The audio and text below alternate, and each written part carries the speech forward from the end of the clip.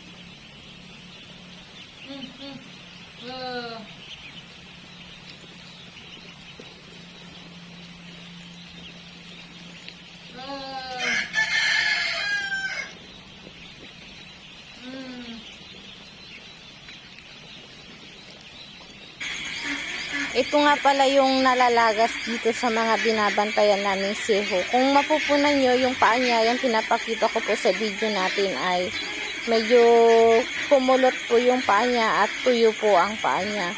Ito ay hindi po namin alam kung paano po ito lulunasan. Pero yung mga paang ganito, hindi na po natin to mahabol. Sadyang malalagas at mababawas po ito sa mga alaga natin. Ayan, nag-dry na po kasi yung paa niya.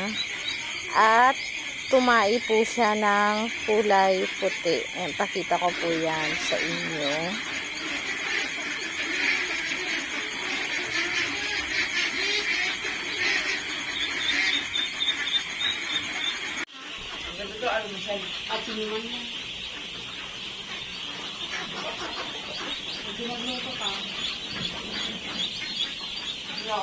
Mami, yung manok mo makulit.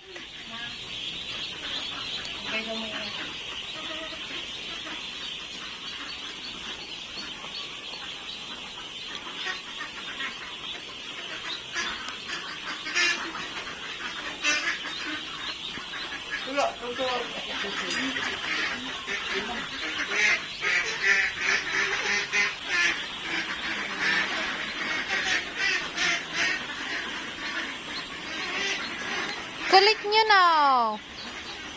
Sito kain yung pako.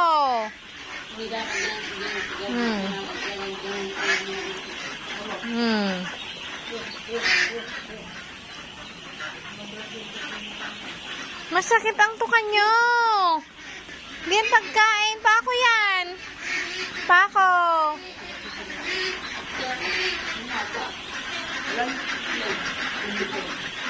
So, kaya na nilang kainin yung ganito kalaki sa day 4 nila.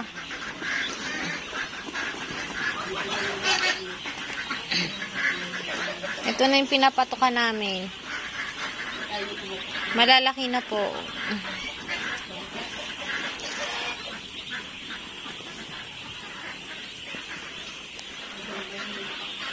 Pero kaninang morning, hindi po namin sila napaliguan dahil makulimlim po ang panahon. Ayan. Mas naginhawa po sanang magbantay kung kaninang morning ay napaliguan po natin sila. Yung mga ilahin namin, may pa rin.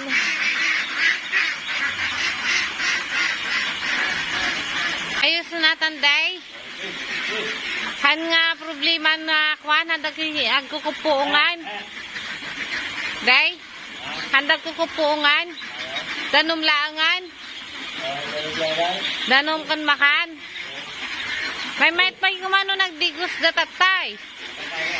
Nya.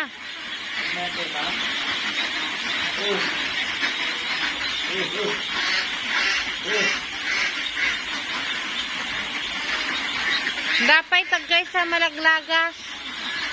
Dapay taggay sa. Di agmagasa ka na. Agmagasa ka na.